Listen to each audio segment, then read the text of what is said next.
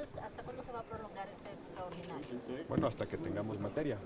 Ya recibimos el día de hoy 2 minutos de la Cámara de Diputados, la ley de la fiscalización y la ley orgánica de la Función Pública Federal que regula la Secretaría de la Función Pública. Tenemos materia mañana para trabajar tanto en comisiones como en pleno. Lo importante es que esos dos ordenamientos estén el día de mañana disponibles para discusión y votación en el pleno. Mientras tanto, seguirán trabajando el grupo de legisladores que integran las comisiones unidas que están resolviendo el tema de marihuana para poder acercar posiciones. ¿Sesionarán el fin de semana?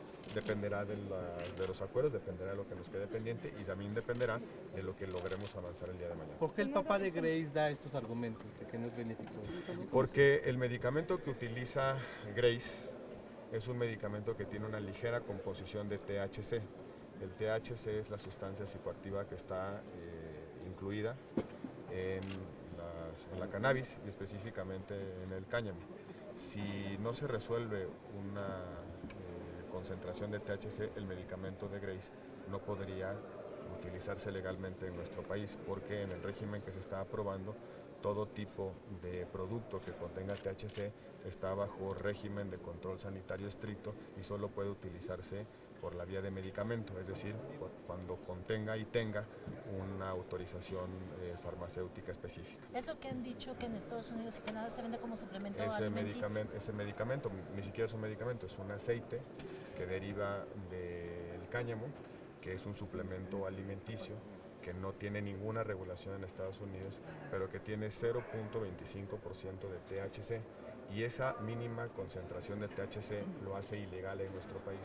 Lo que ha dicho Raúl Elizalde es que el dictamen que estamos generando no resuelve el problema de suplementos alimenticios con baja concentración de THC, pero que sí son paliativos a ciertas enfermedades, a ciertos padecimientos. Esa es la discusión con respecto a Raúl Elizalde. Nos ha hecho ver que el dictamen tal y como se ha construido conduce a una prohibición absoluta de aplicaciones terapéuticas que tienen mínimas concentraciones de THC y que en consecuencia quedarían fuera de la ley en nuestro país. ¿Y ustedes qué opinan? Yo creo que tiene razón y estamos tratando de encontrar un modelo razonable que pueda resolver el problema de las 47 familias que están apoyando el movimiento de Raúl Elizalde y que quieren una solución terapéutica para la epilepsia refractaria y también otros tipos de padecimientos que se están atendiendo no con medicamentos propiamente, sino con productos derivados de cannabis o de cáñamo que tienen o cero concentración de THC o muy ligera concentración de THC. ¿Cuáles son las opciones para resolver? Son opciones técnicas. La Ley General de Salud creo que es la norma más compleja del ordenamiento jurídico. Ahí se describen fórmulas químicas, se describen composiciones, se describen denominaciones, en fin, no es un asunto fácil. Tenemos que resolverlo desde la perspectiva científica, técnica.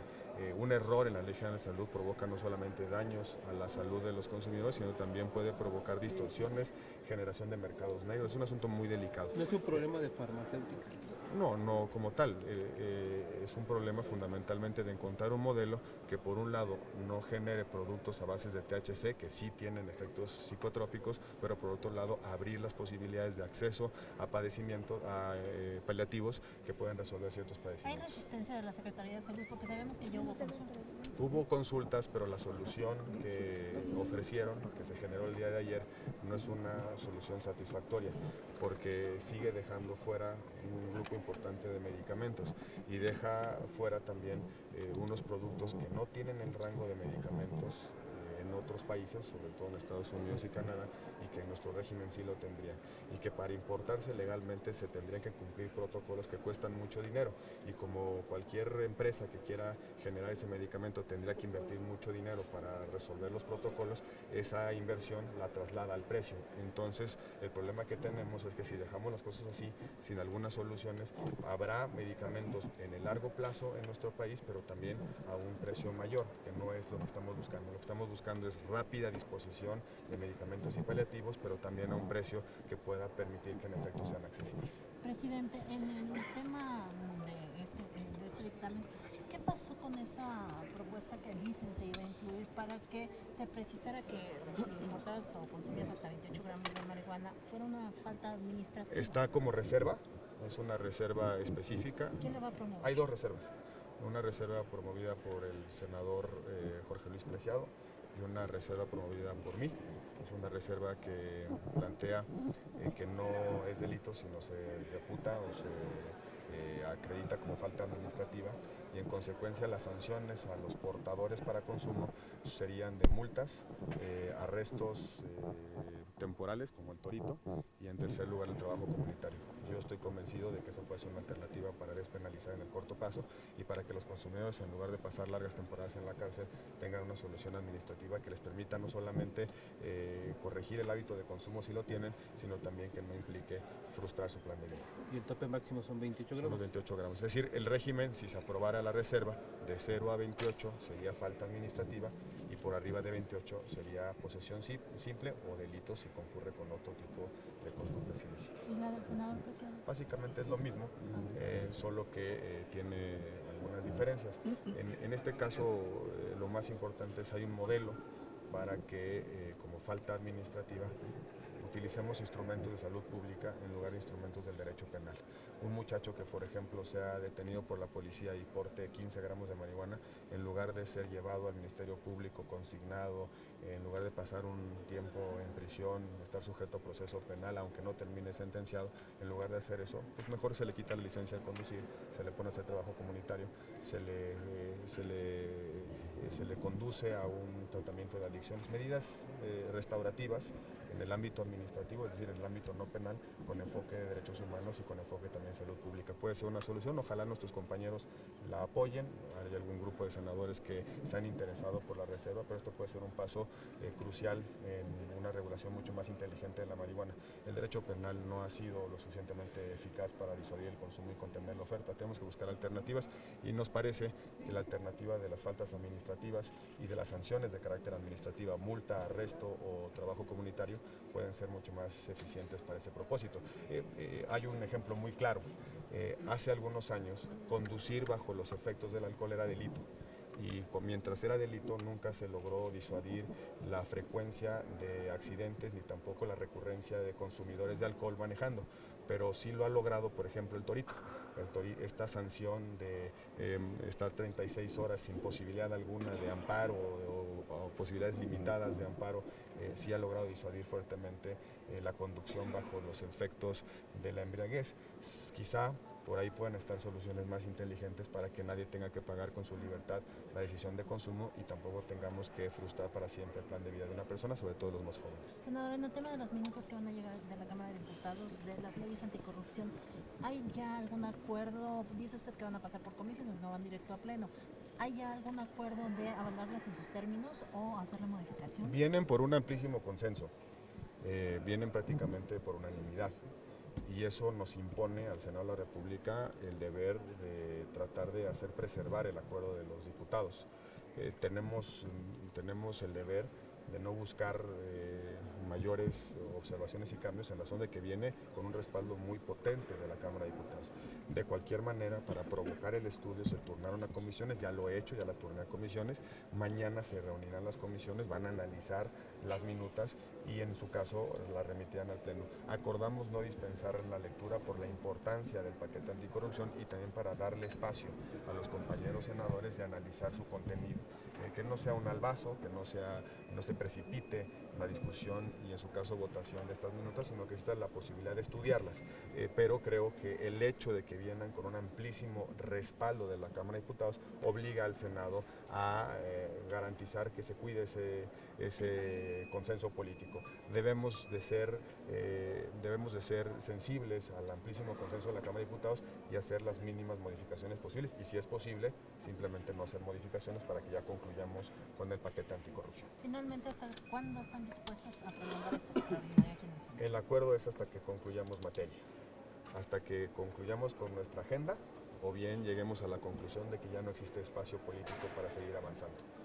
Esa es la conclusión. Vamos a hacer un esfuerzo muy importante el día de mañana para sacar lo que nos falta. Nos faltan tres cosas.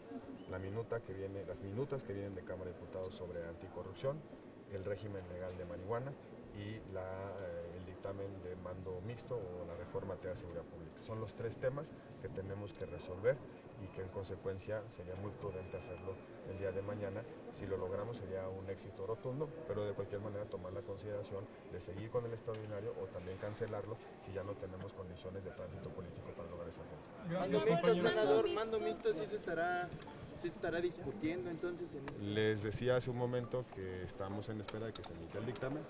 Hasta que exista el dictamen podremos evaluar si existen condiciones en el Pleno. En cuanto recibamos ese dictamen, la mesa directiva le dará el trámite formal.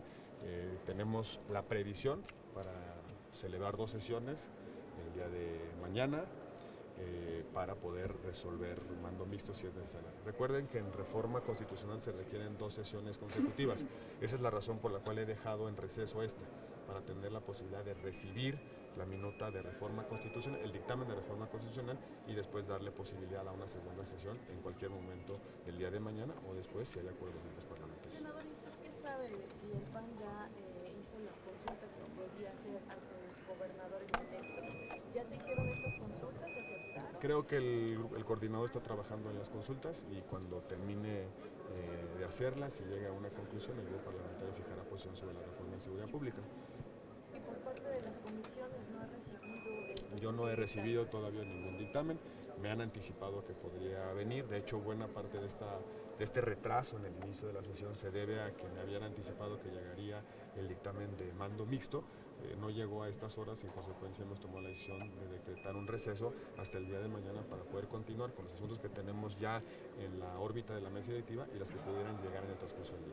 Senador, en el caso de los 28 gramos, ¿hay consenso de que sea falta administrativa solamente? No hay consenso. Si hubiera consenso vendría en el dictamen. Vamos a convencer a la Asamblea. Insistía que hay 2 reservas presentadas en la misma dirección, una reserva del senador Preciado y una reserva mía, para avanzar hacia un modelo administrativo de control sobre el consumo, en lugar de seguir insistiendo en la necesidad de mandar a consumidores a prisión. ¿Quién argumenta que no pasa esto? Bueno, hay algunas dudas, sobre todo por el umbral.